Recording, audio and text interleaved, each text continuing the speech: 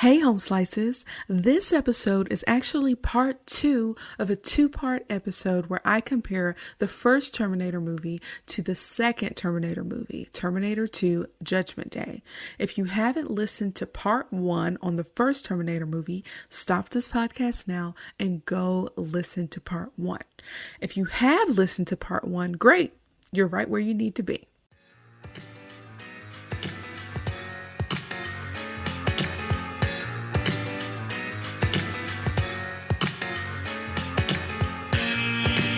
Welcome to Sup Media Reviews, the podcast that never needs spoiler alerts because it takes you back in time to relive the nostalgia of classic TV shows and films that you've probably already seen. I'm your host, Kiara, and each week I'll dive into the archives to bring you my take on movies and TV shows from at least 20 years ago. From cult classics to forgotten gems, I'll review them all and give my honest opinion on their impact and whether or not they still hold up today. Join me as we revisit the iconic characters, memorable moments, and timeless themes that made these shows and films so special. So take a break from adulting and get ready for a trip down memory lane with Sup Media Reviews. Bad to the bone. Bye. I can't do that too fast. All right, let's talk about Terminator 2 Judgment Day. It's the James Cameron directed 1991 sequel to Terminator, featuring Arnold Schwarzenegger and Linda Hamilton, who both reprised their roles. In this movie, we get introduced to a young John Connor, Sarah's son, played by Edward Furlong, and a scary A1000, played by Robert Patrick. As always, here are some fun facts about the movie. Robert Patrick, who played the scary Terminator metal guy, undertook a rigorous running regime and practiced breathing only through his nose in order to appear to be a cyborg that could run at high speeds without showing fatigue. He had trained so hard that he was able to catch up to Edward Furlong on his dirt bike with ease, which to me is one of the scariest parts of this movie. That run is iconic, okay? The next fun fact is that production took sufficiently long that Edward Furlong's growth caused the production team to have to make certain adjustments during the shoot. He's noticeably younger in the desert scene than in the other scenes. His voice begins to break and had to be pitch adjusted in post-production. He also had grown quite tall over the months, so that for one scene shot late in the production schedule, he had to stand in a hole in the ground in order to maintain continuity in his height difference with Linda Hamilton. This is why you don't work with children or animals. They grow. Okay. The third fun fact is that this is the only Terminator film to win or be nominated for an Oscar. It won 4 out of the 6 it was nominated for, which is pretty cool for an action or sci-fi film. If you want to check out Terminator 2 Judgment Day, you can watch it on Netflix as of the recording of this episode. I don't know why movies don't travel with their sequels when they come on streaming, but whatever. My personal connection to this film is interesting. Even though I haven't watched this film in over 10 years, I remember loving it as a child. It had so many iconic lines. I'll be back, hasta la vista, baby. A lot of action. It featured Arnold as the good guy. It had a cute boy in it. You know, I was young at the time. And a scary, threatening villain, okay? I mean, if I saw Robert Patrick in real life, I don't think I would trust him. That's how well he played this role. The story in the movie was pretty good, and if I can recall correctly, I feel like I could mostly follow it without having seen the previous movie. And people kind of universally agree that this one was better. I want to point out that one of the memories that stands out from this movie that's pretty fresh in my mind is that the black couple in this film do some of the best acting that I've ever seen in this movie. They embody fear so well, okay? They literally look scared for their lives when they are under attack.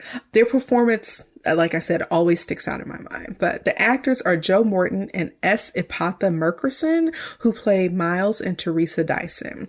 You may recognize Morton as Eli Pope from Scandal, and you may recognize Merkerson from Law and Order, Pee-wee's Playhouse, or Chicago Med.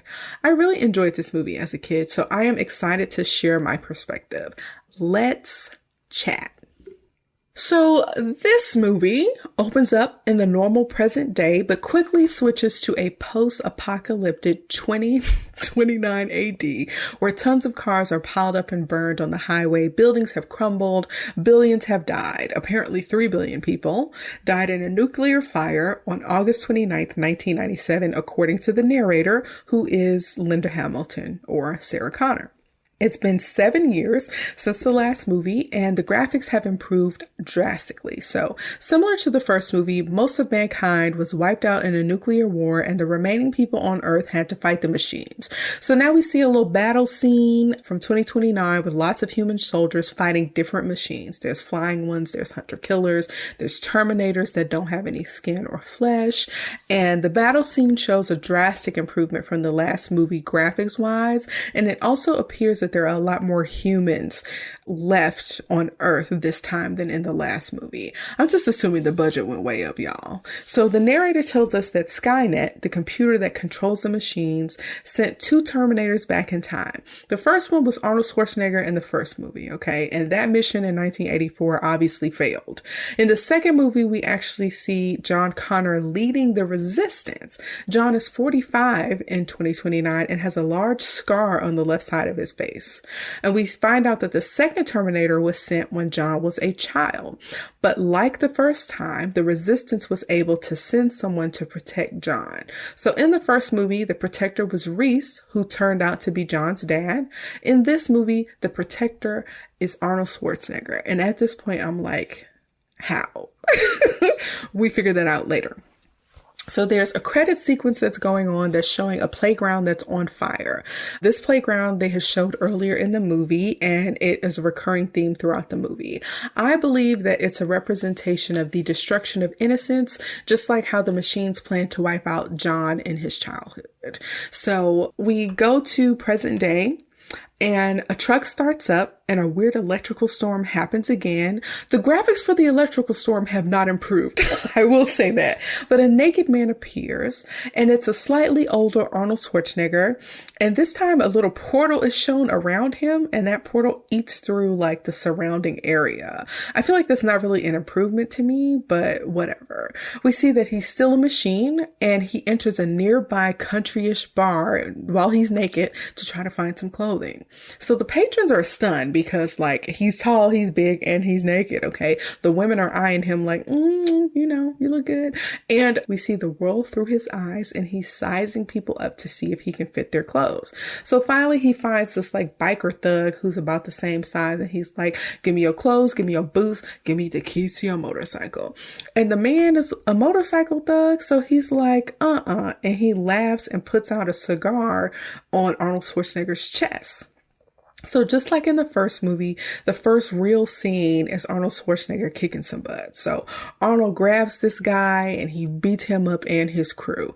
The guy that has the clothes that he wants gets thrown onto the kitchen stove, which I thought was an interesting scene. He throws one dude out the window, and then the third guy stabs him, and that guy gets hemmed up and stabbed in the back himself. And so finally Arnold gets the keys from the right size man, and he takes his clothes. And so Bad to the Bone plays in the background as Arnold Schwarzenegger continues on his way.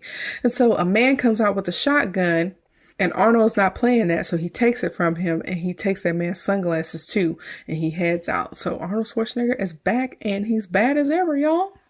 So in a different scene, we see another electrical storm in an underpass as an officer passes by. So the officer goes to check it out, and he sees a hole burned into a fence, which represents the portal. So we know somebody else came from the future. It's a naked Terminator played by Robert Patrick. He attacks the officer, and it looks like he takes his clothes, but the type of Terminator he is don't need clothes. So he kind of assumes his identity, I'll say. So it's not clear if the officer is dead either, but Robert, I'm calling him Robert, I'm going to say Robert and Arnold a bunch of times because they're both Terminators and I don't want to confuse anybody.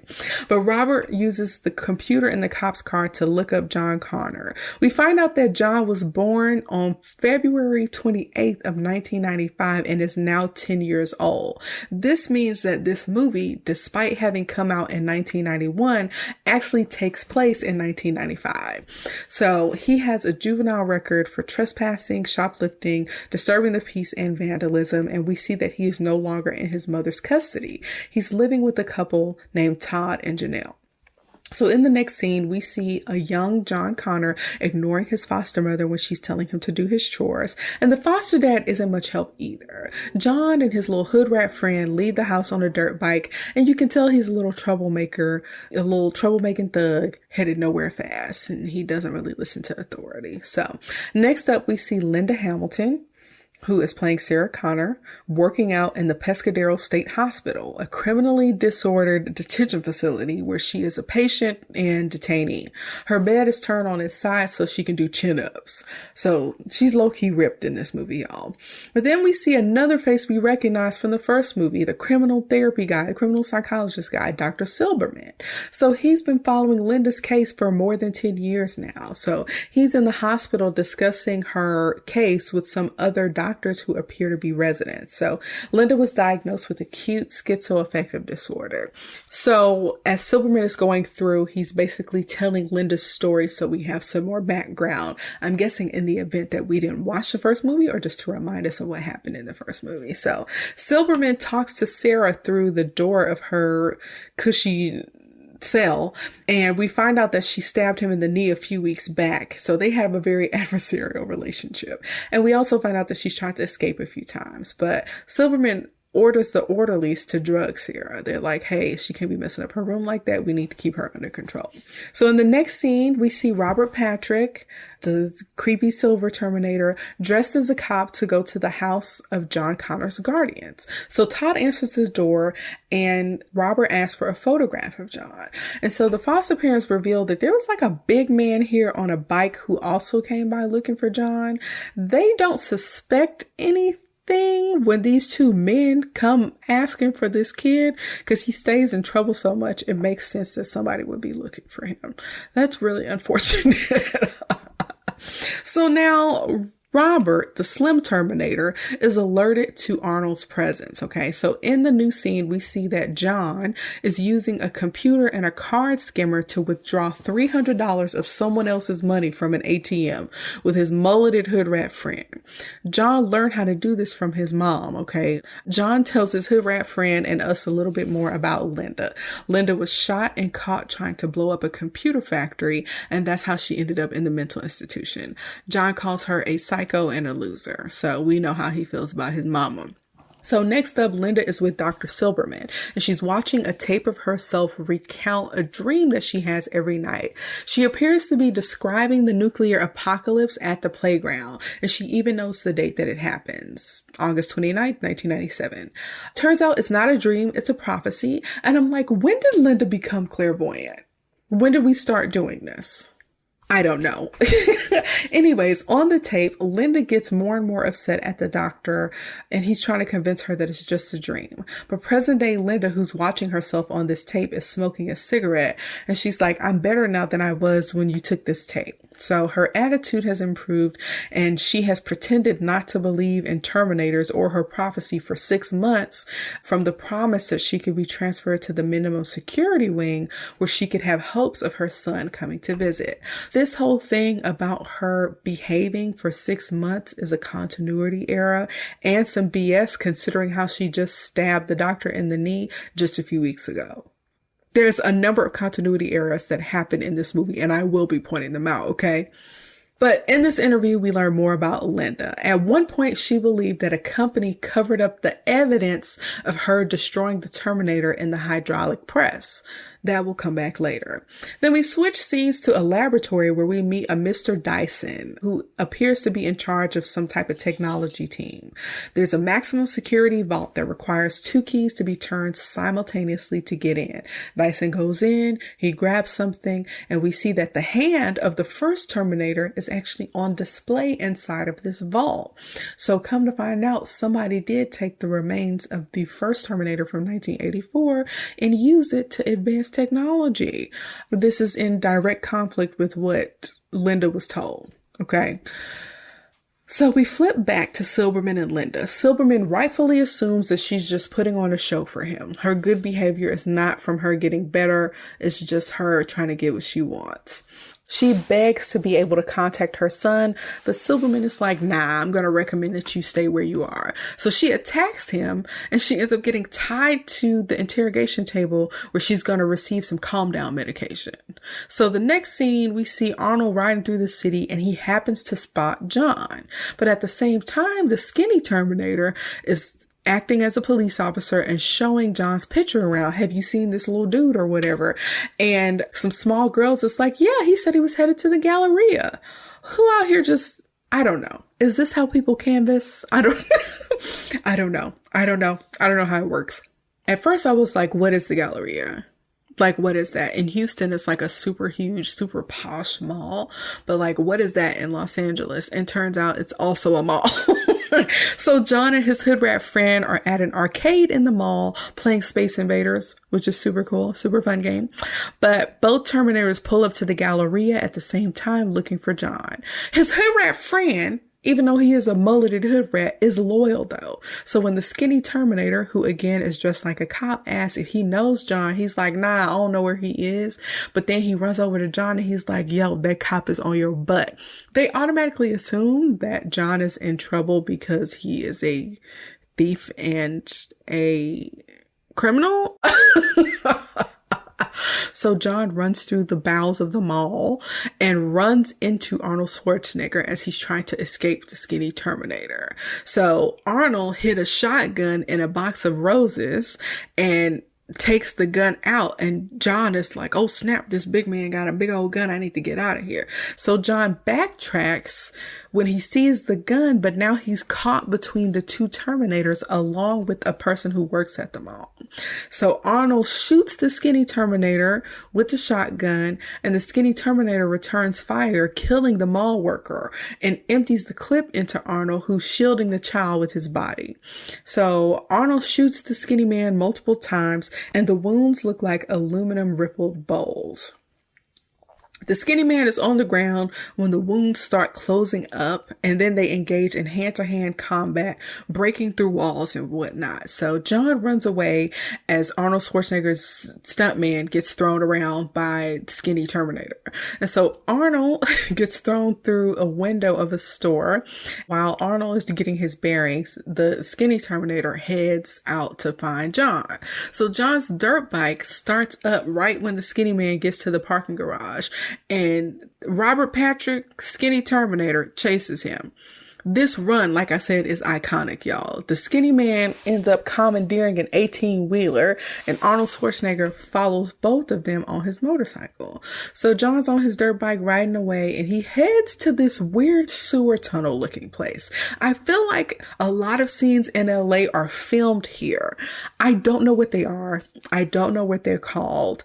It looks as if it's a reservoir with water on the off occasion that it actually rains in Los Angeles. But because it doesn't rain very often, it's just like an open space where people go to ride bikes and do car chase scenes and whatnot. I hope y'all know what I'm talking about, because I feel like I'm not making no sense. So when John sees that the skinny Terminator is willing to drive into the sewer tunnel to get him, he speeds away as fast as he can. And then a flick flub occurs in this scene. So a flick flub, y'all, is a continuity error. When the skinny man jumps the 18-wheeler into the sewer tunnel, the windshields actually fall out. But later on in the chase scene, the skinny man is seen driving with the windshield cracked, but still intact. And eventually he actually pushes out the windshield. And it's like, hey, y'all, these are 2 different trucks. Like, who are you fooling?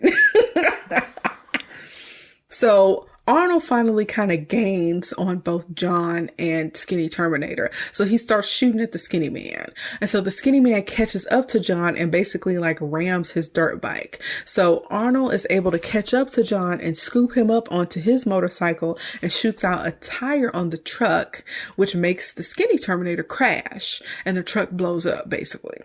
Arnold Schwarzenegger's stunt double is a little weird in this scene, but as long as it's not an animatronic Arnold, I'm good with it. Okay. So as Arnold Schwarzenegger and John get away, the Skinny Terminator rises out of the fiery explosion in TLC Don't Go Chasing Waterfall fashion. And we see that he has the power to mold himself as he's made out of some type of liquid metal, and it allows him to shapeshift. So it's very Don't Go Chasing Waterfalls. It reminds me exactly of that scene where there's supposed to be water, but it's like, are you water or are you the Terminator? I don't know.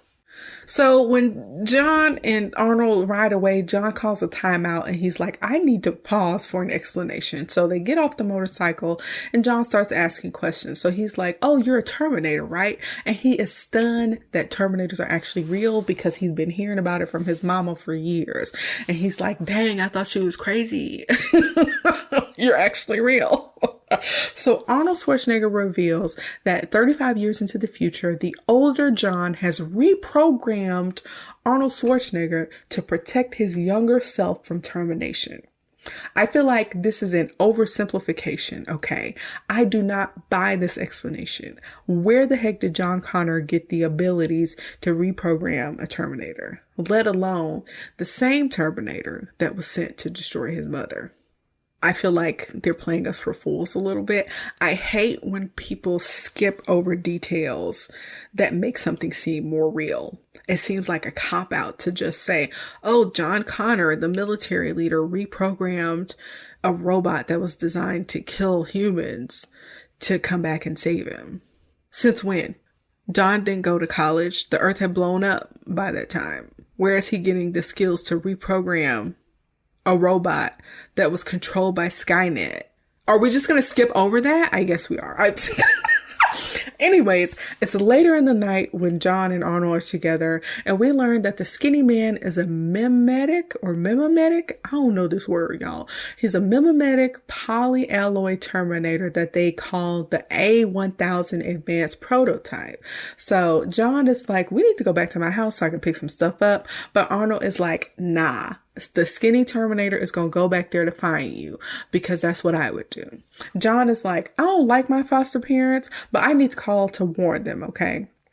So Janelle, his foster mother, is making dinner and she's on the phone being super nice to John. And earlier in the movie, we saw she's never super nice to John. So John knows that something is up. So the dog outside of the foster parents' house is barking, and Todd, the foster dad, doesn't know why.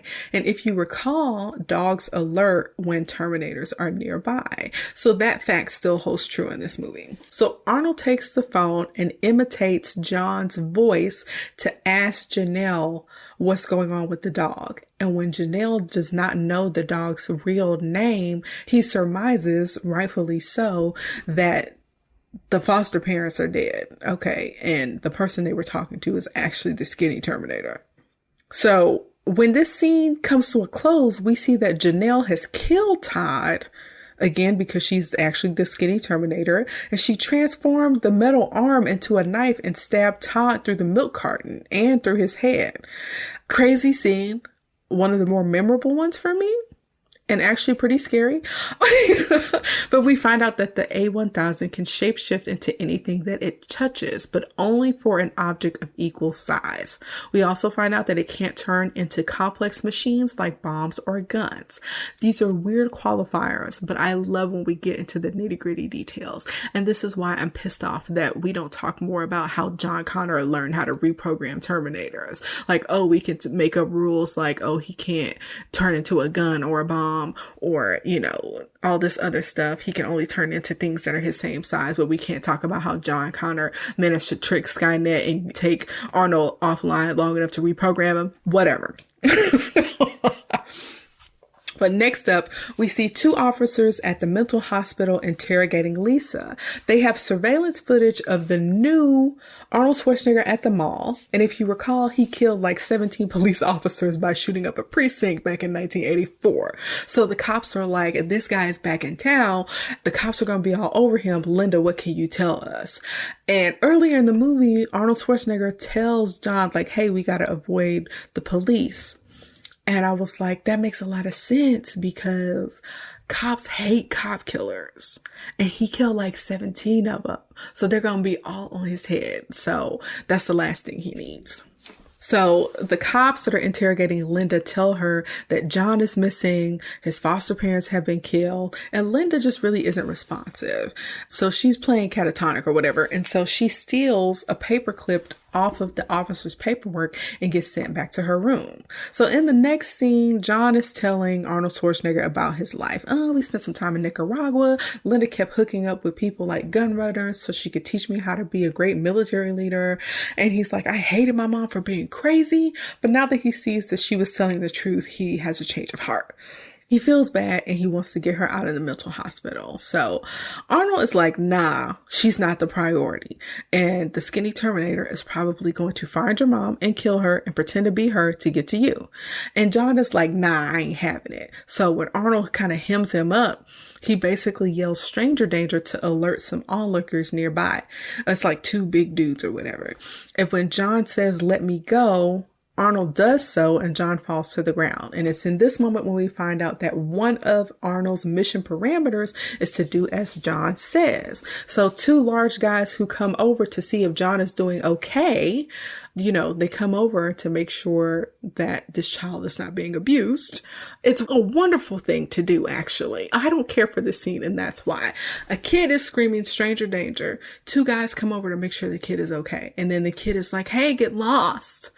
And then the guy who comes over gets mad and calls John a bad name. He was like, you were just calling stranger danger. Then when I came over to talk to you, you want to tell me to just buzz off or whatever. I would be mad too.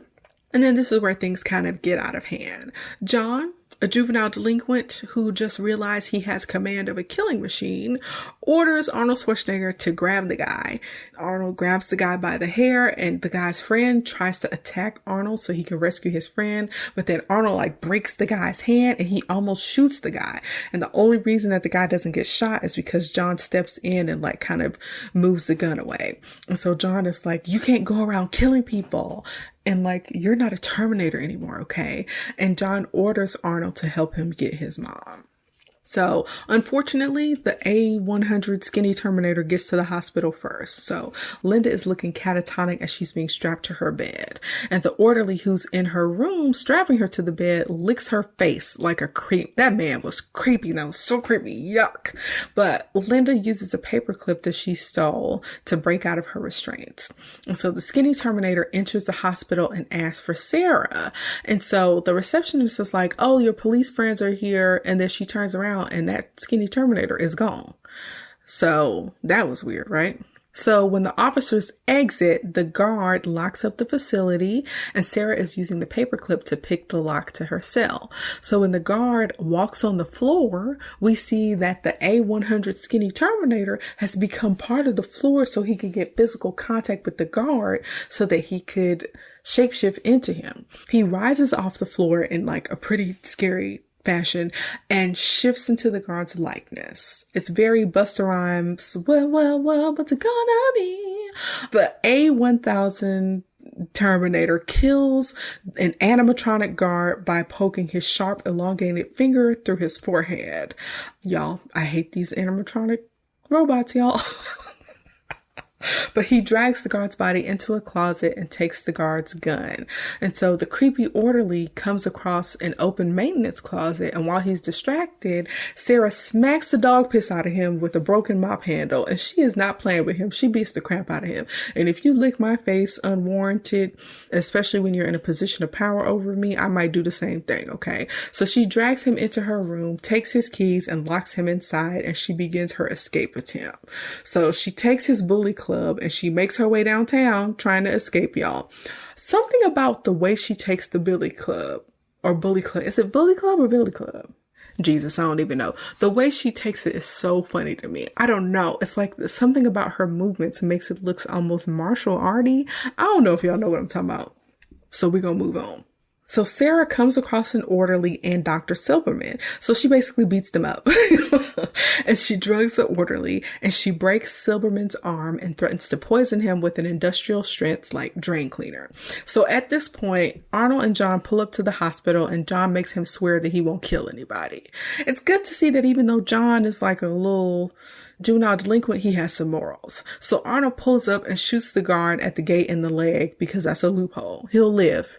Shooting somebody in the leg is actually quite dangerous, especially if you hit that femoral artery. Yeah, the femoral artery. If they bleed out, they dead, y'all. So don't be shooting people in the leg. So Arnold takes the guard's gun and some extra clips. And next we see Linda is holding a needle in Silberman's neck and is using it to bargain with like the other guards and orderlies or whatever. And I'm like, there's no way that she has a steady enough thumb to not press at least a little bit of the Drano into his neck. That is so dangerous. But Silberman basically orders a guard to do what she asked, and she's the one calling the shots right now. But then a different orderly that she doesn't see accosts her while she's not looking, and so she removes the needle from the doc's neck, attacks the orderly, and makes a run for it. One of the other guards hits the alert button, and now everyone knows that something is up. So Sarah is running for her life, and she's using the orderly's keys to lock doors behind her, and the orderlies are trying to chase behind her, but she's kind of made it so that they can't get to her. So she's waiting on an elevator, and when an elevator opens up, she sees Arnold Schwarzenegger, and she falls to the ground and crawls backwards in horror because this is the same Terminator that tried to kill her back in 1984. And this scene was very good acting. She looks stunned and she looks horrified, and all the emotions are there, girl.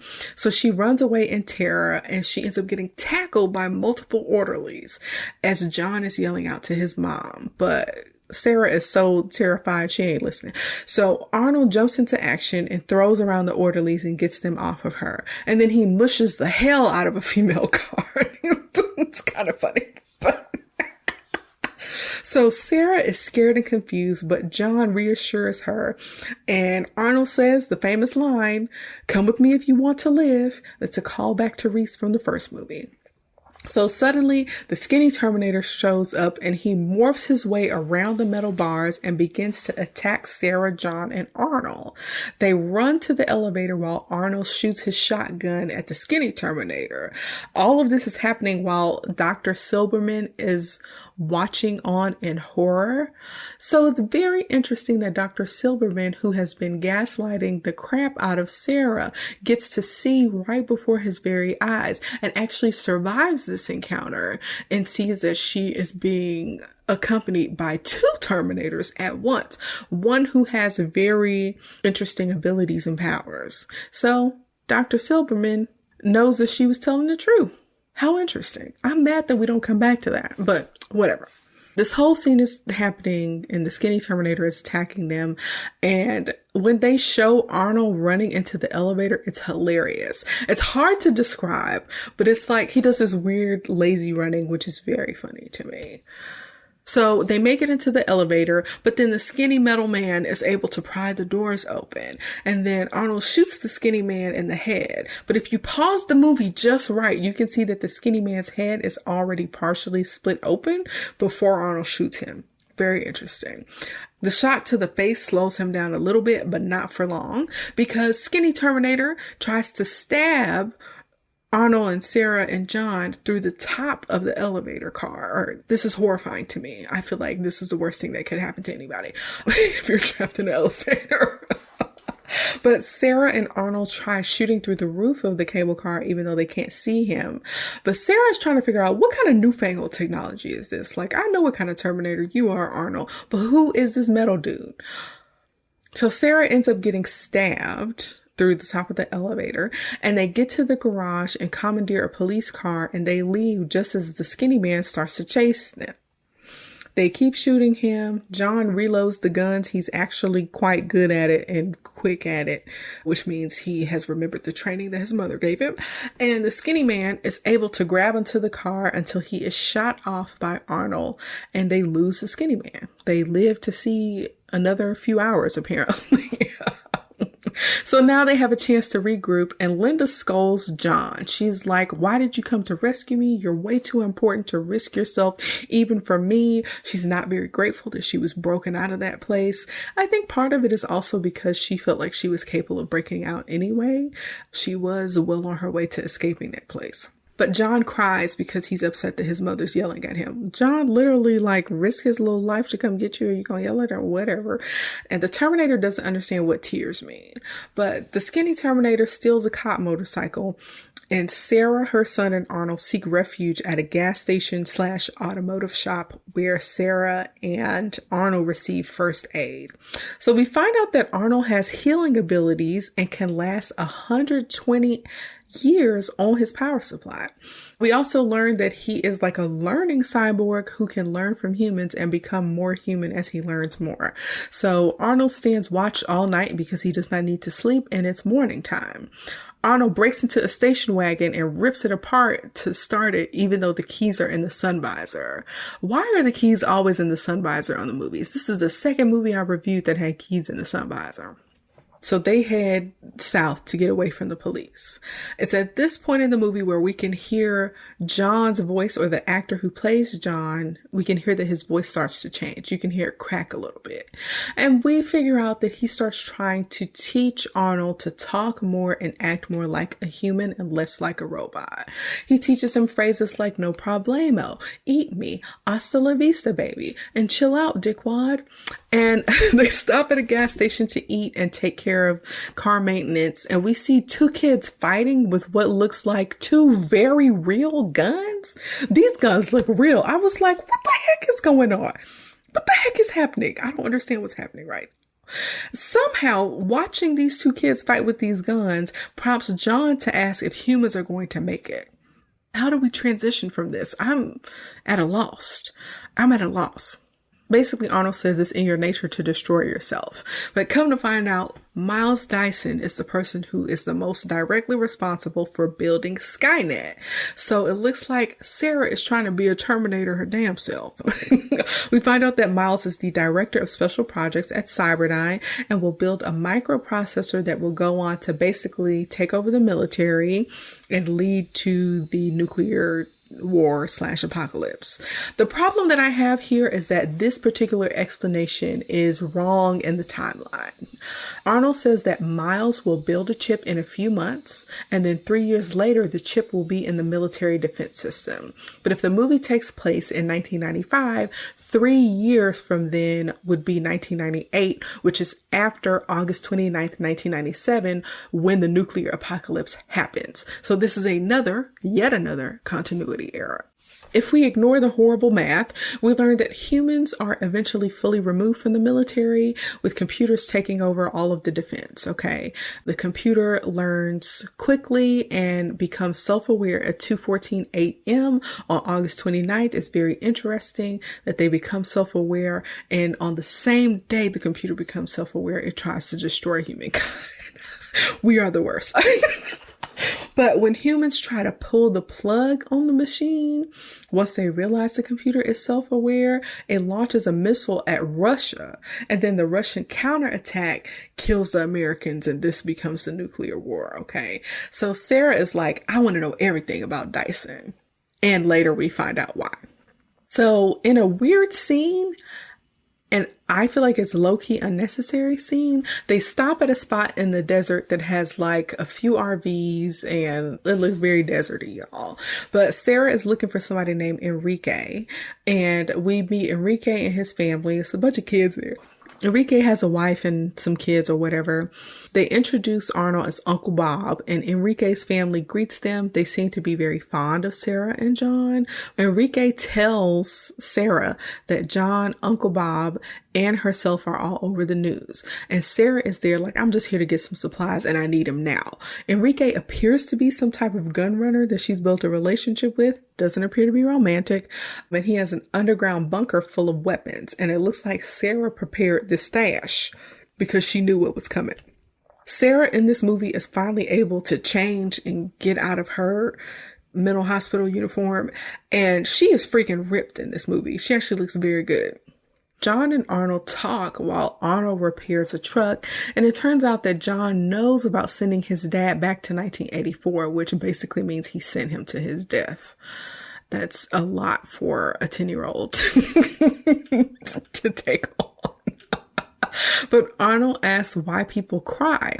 And John tries to explain emotions to a robot. I mean, a cyborg, y'all. But John asks for a high five. And we just see John and Arnold bonding in a way. And John trying to teach Arnold how to be more like a human is actually like really cute and one of the better and more joyful parts of this story.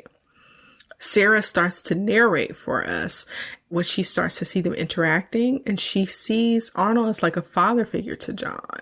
And she's like, he really is the only person who will protect him. And so Sarah kind of stares enviously at Enrique and his family. At first I thought it was envy, but now that I'm thinking about it, it's more so like all of them are going to be dead in a couple of years. I need to do something.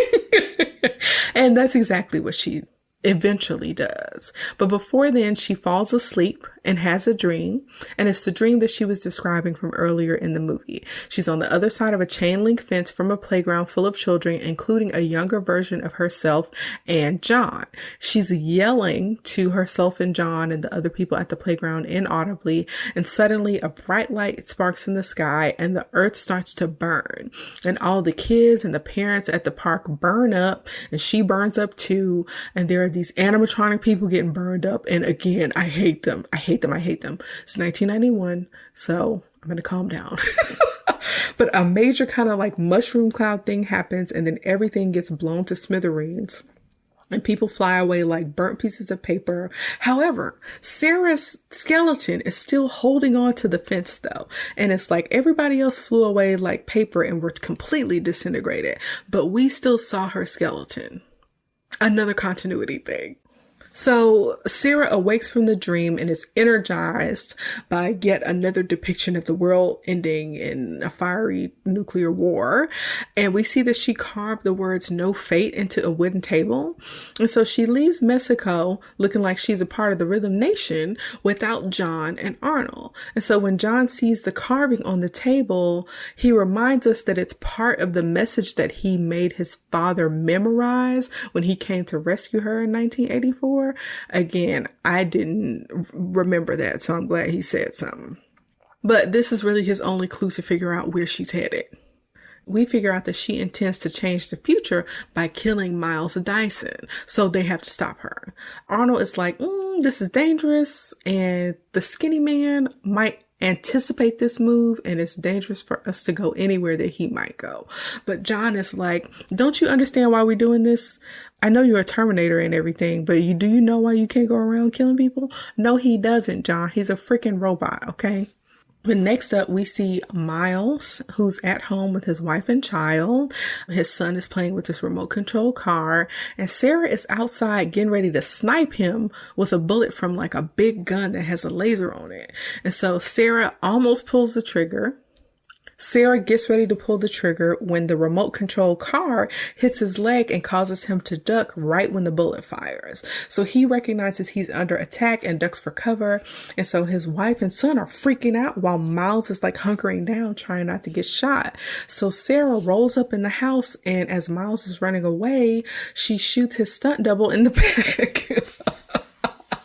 And so the son shields his father from Sarah, which like, go ahead, little boy. That's so brave. Okay. But Sarah starts blaming Miles, and then she realizes she can't pull the trigger. She wanted to kill Miles. Miles had a nice house, y'all. That house wouldn't fly. It would be old and kind of niche or kitschy maybe for now. But in 1991, that house was nice. Go ahead, Miles. Go ahead. Black man in tech.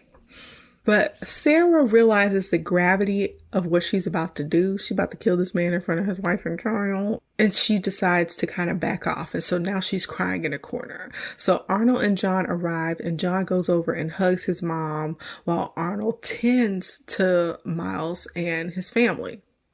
So John and Sarah have this tender moment or whatever, and John takes Danny away while Arnold removes the flesh off of his hand to reveal his robot hand.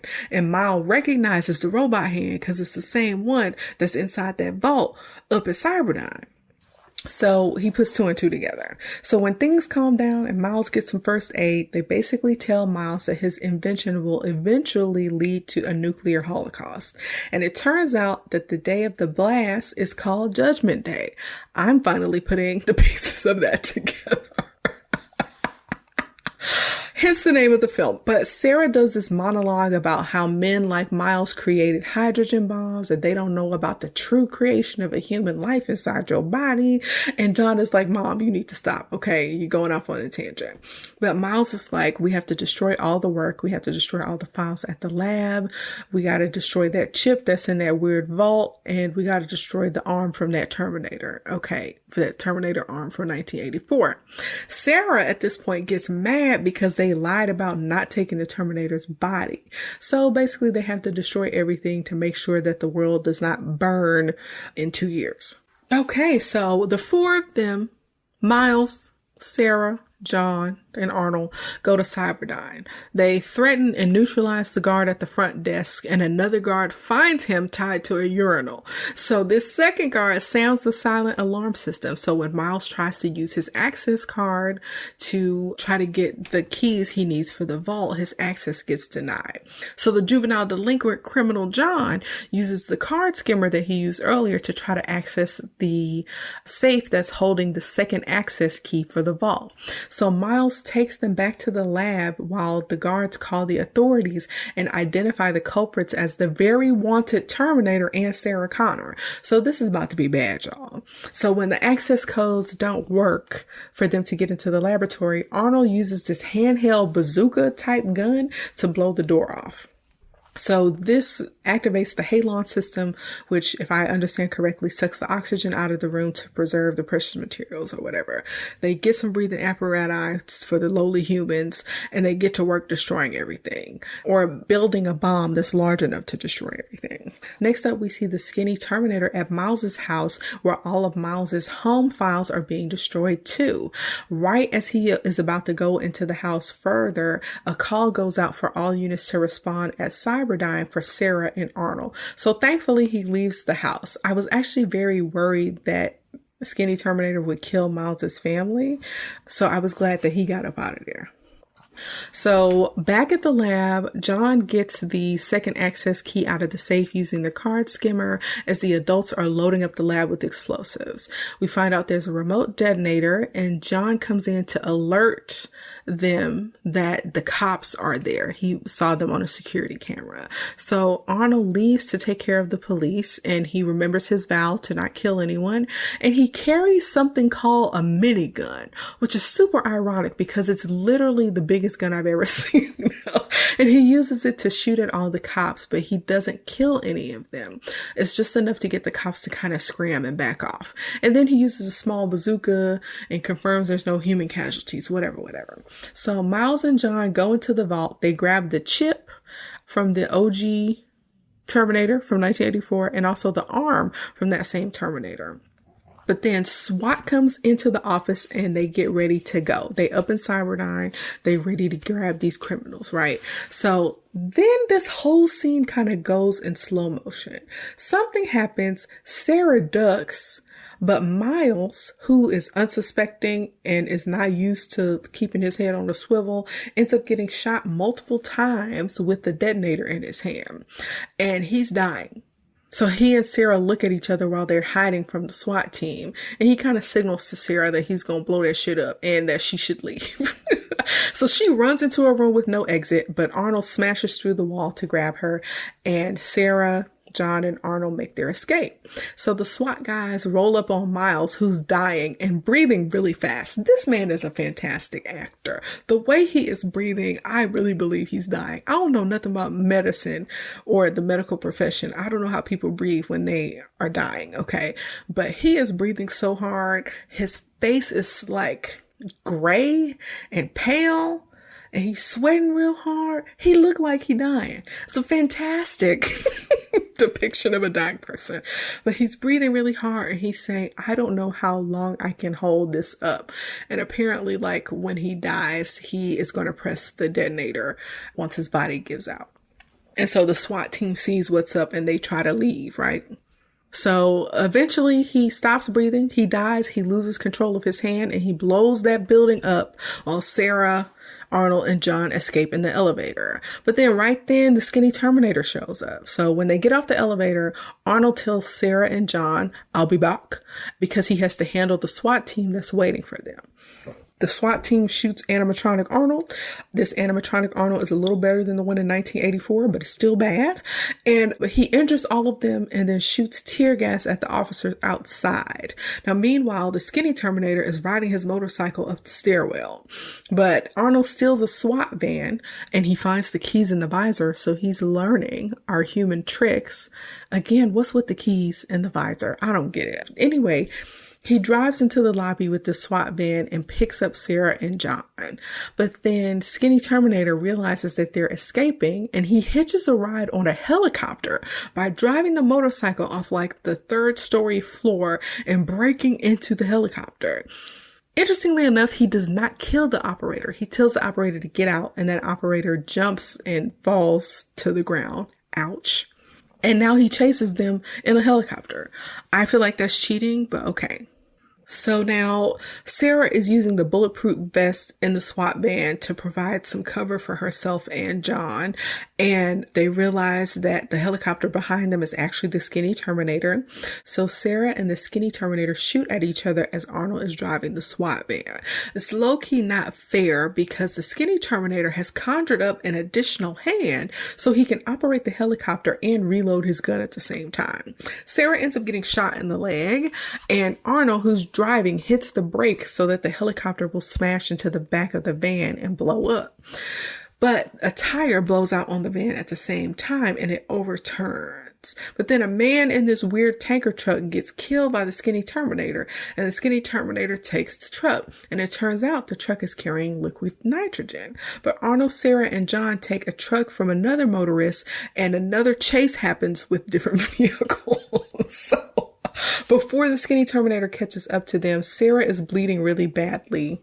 And unfortunately, the truck that they're in doesn't go very fast and they end up getting pummeled by the large tanker. So John drives the truck and I'm like, WTF? I don't know. Did Sarah teach him how to drive at a young age? It kind of makes sense, but a 10-year-old driving would not do that well. So John drives while Arnold is shooting at the skinny Terminator with his little bazooka thing or whatever. So they enter a steel mill, and while the vehicles are stuck together, Arnold shoots the crap out of the skinny Terminator, which disables him, and he climbs onto the hood of the truck and he's able to turn the steering wheel of the tanker to crash it. So John and Sarah crash inside the steel warehouse or the steel factory, and then the overturned tanker crashes inside of the steel warehouse where the actual tank breaks and releases the liquid nitrogen. So the steel workers leave while they're supposed to be still working with this molten metal. But the skinny Terminator leaves the wreckage and walks through the liquid nitrogen and he freezes and parts of him get left behind. Actually, a very cool scene of this movie and decent graphics for this part of the movie. So Arnold says, "Hasta la vista, baby," and shoots the frozen skinny Terminator and he shatters. Arnold at this point looks a hot mess. Okay. And because it's so hot from the molten metal in the area, it heats up the liquid metal of the skinny Terminator and allows him to regenerate. So they're like, we got to get the heck out of here. It's very don't go chasing waterfalls. But they try to run for him, but Sarah, again, is injured and they don't really get far. They go into the bowels of this factory and they find a pool of molten metal, which is molten steel. And so Arnold splits off from the boy and his mama, and the skinny Terminator comes out of nowhere, and him and Arnold fight. And the skinny Terminator is not fighting fair. Like, he can make his back his front, and he's able to absorb Arnold's hand. And then he throws Arnold into a machine where his forearm gets caught in a huge gear. So now he's stuck and can't go anywhere. And the skinny Terminator is free to chase his real target. So Arnold, who is desperate to get out of there, rips off his arm to get free. We'll come back to that later. And Sarah sends John on a conveyor belt to an unknown location. We don't know where this conveyor belt was going. It could have dipped him into the pool of molten steel. I don't know. But she ended up managing sending him away so that she could face the skinny Terminator on her own, which is a very motherly thing to do. Okay. So she has a gun with really big bullets, but she can barely reload. And he pins her to a wall by impaling her through her shoulder. Seems very painful. He wants her to call John. I'm like, but why should she when he can just imitate her voice and call himself? I don't know. But he gets ready to point another sharp object at her forehead. And she's like, screw you, Beat Farmer. And then right before he's about to kill her, Arnold hits the skinny Terminator with a long pipe. Arnold is not doing so well. He only got one arm. He looked terrible. He's been shot so many times. Is just not going well. The skinny Terminator is beating the crap out of him, okay, with the same stick.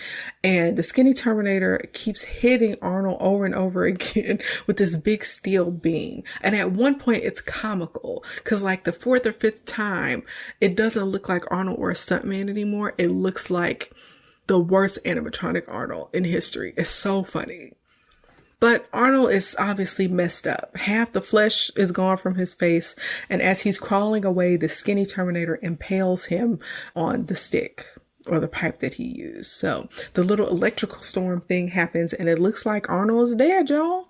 So now Sarah picks up her gun and John is hiding. And interestingly enough, Arnold is able to access an alternate power source and unimpales himself and grabs his little bazooka gun or whatever. So next thing we know, John hears his mother's voice calling to him. And I'm like, John, remember, you can't trust that. Okay, but John don't remember that, the whole shape-shifting situation. So John sees Sarah, but then suddenly another Sarah shows up and there's two of them. Yo, this is actually my nightmare. This is the stuff of nightmares for me. So having two people there and trying to decide which one is the real one and they look exactly alike. Are you freaking kidding me? Like, it's horrible. It actually reminds me of an Are You Afraid of the Dark episode with Tia and Tamara. I don't know if anybody gonna remember that reference, but the real Sarah shoots the fake one and the shots push the skinny Terminator closer and closer to the ledge, but eventually she runs out of bullets and things look bad. But Arnold rides a gear up and shoots the crap out of the skinny Terminator and blows him up with a little bazooka gun or whatever.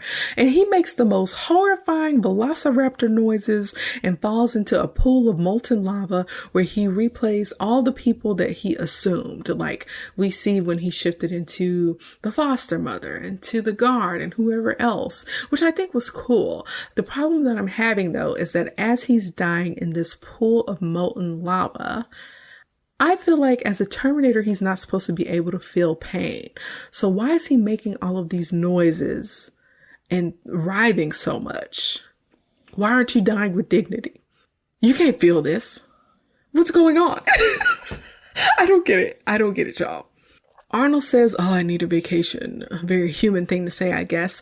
And they throw in the 1984 arm and the 1984 chip.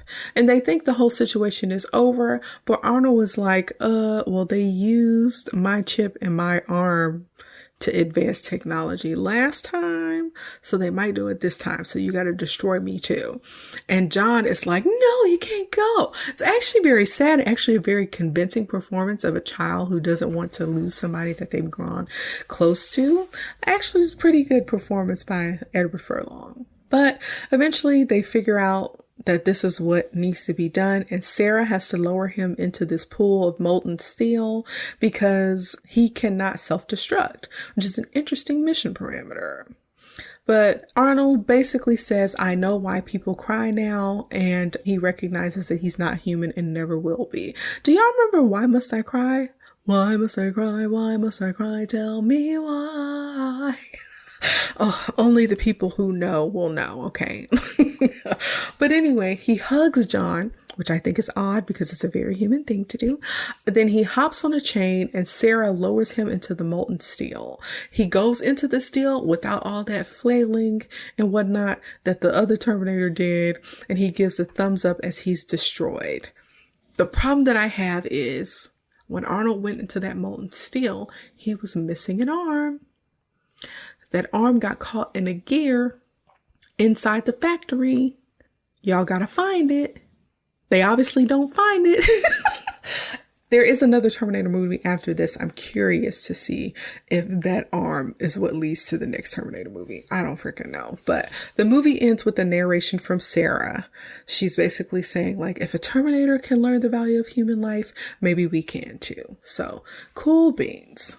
So that's the end of Terminator 2 Judgment Day. We gotta ask the two major questions that we ask at the end of every movie review. Does it hold up, and is it worth a rewatch? If you can forgive the 1991 graphics and the continuity eras, it absolutely holds up and is worth a rewatch. I hadn't seen this movie in over a decade, and I still found it incredibly entertaining and appropriate. As we make advancements in technology, I think we all become increasingly scared of how much we use it in our daily lives and the possibility of it turning on us. As a matter of fact, the latest Mission Impossible movie has a similar plot, so it does still apply today. I found that the movie was pretty easy to follow despite having a few plot holes or discontinuities. The acting is taken up a notch with a lot of good performances, and the moral of the story shines through, and a vicious villain redeems himself. I have not seen the third movie, but I don't know if I ever will. All in all, it's a good film, and if you haven't seen it in a minute, the action scenes are decent, the tender moments are lovely, and the horrible graphics and robotics are hilarious, okay? The peeps over at Rotten Tomatoes gave Terminator 2 Judgment Day a critic score of 91% and an audience score of 95%. I'll talk more about that now as we compare the two. All right, so it's time to get into this comparison. I feel like people generally say that Terminator 2 is better than the first one, and while I can see why, I actually like the first movie more than I thought I would. Part of me feels like some people feel this way because they don't want to think of Arnold as a villain, and they consistently think of him as a good guy, and I don't know how true that is. But despite the fact that Arnold played a villain, the first movie had a twist. It had an attempt on romance, lots of action scenes, and what I'm assuming were decent graphics for 1984. It shows us the origin of a lot of the phrases from the second film, and it helps me make a lot more sense of what happens in part two. It laid a pretty good base for other sci-fi and action films, and I feel like that explains the 100% critic rating on Rotten Tomatoes. So this is like another problem that I have with Rotten Tomatoes. A lot of the reviews are made by people who are so enchanted by a film's history and impact that they may not be able to look at the film for its own merits. The movie is not perfect. There's almost no build up to the romantic element of the story. Reese being John's dad becomes a little bit predictable towards the end, and the robotics/graphics are pretty laughable. Overall, I think the first movie lays a good base for the sequel, but it is not perfect and does not deserve a 100% rating. Speaking of the sequel, I really think James Cameron took things up a notch. In the 7 years between the movies, the graphics improve, but not all of them. This story is kind of a story of redemption. We get to see the adult John leading the revolution, and we see Arnold switch from villain to savior. I will say that somehow the second Terminator movie easily explains the key points of the first movie so well that you actually don't have to see the first movie to get the plot. The second movie features great emotional performance. It has tender moments, and it does a decent job of humanizing a robot. There are tons of action scenes and one of the most formidable villains in A1000. He literally seemed undefeatable. We got to see what kind of mother Sarah became and how she prepped John to be a leader and a criminal. And we get to meet John, the punk kid who goes on to show that every story has a beginning. This movie has a focus on mental health and actually leaves survivors and witnesses of this crazy futuristic technology. I'm low-key very happy that Dr. Silverman survived, even though he was a nuisance in this movie. He knows that she's not crazy. And any attempt to say that she was telling the truth makes him look crazy. So now he's going to be institutionalized.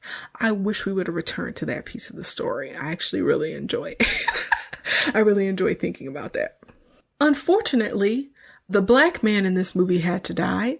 And now that I think about it, the black man in the first movie, Lieutenant Traxler, also died. Sounds like tropes to me. But this one is actually even more tragic because you already know we don't have enough black men in the STEM field. So we just killed off another one. But I do like that people were on board with the mission to destroy the work before it progressed into what would become Skynet. And this movie is just jam-packed with stuff. It's almost a little overwhelming. It's over 2 hours long. It took me forever to watch and take notes and also to review. And it's a lot of movie, okay? I will agree that I enjoyed this movie better, but it is also not perfect. I identified a few plot holes and discontinuities, and I feel like a few of the scenes may have been extraneous, like when they go to the desert, and I feel like when they say that John reprogrammed Arnold Schwarzenegger, I was like, y'all are taking too many liberties now, okay? And while some of the graphics improved, the animatronics were still atrocious. Atrocious, y'all. All in all, these were both good movies despite their flaws. I do think I like the second one better, but not by much more. I found both of the movies to be ridiculous and entertaining in their own ways. If you get a chance, I suggest you rewatch both if you want to watch an old action film, see Arnold in his prime, or laugh at old robots or cyborgs. Thanks so much for tuning into this special extended original versus sequel episode of Sup Media Reviews, where I compared Terminator and the Terminator 2 Judgment Day. Please share your thoughts on these two movies on our social media pages on Facebook, Instagram, and YouTube. In the next episode, we'll be reviewing Jumanji featuring Robin Williams and Bonnie Hunt. Peace out. Thanks for listening to Sup Media Reviews. I hope you enjoyed our trip down memory lane just as much as I did. If you have any suggestions for movies or TV shows you'd like me to review next, or if you just want to share your thoughts on today's episode, you can find us on Instagram, Facebook, YouTube, and Pinterest at Sup Media Reviews, and on supmediareviews.com. Don't forget to subscribe to the podcast so you never miss an episode. And if you have a moment, please leave a review on your favorite podcast platform. Your feedback helps me improve the show and spread the word to new listeners. So until next time, peace out, home slices.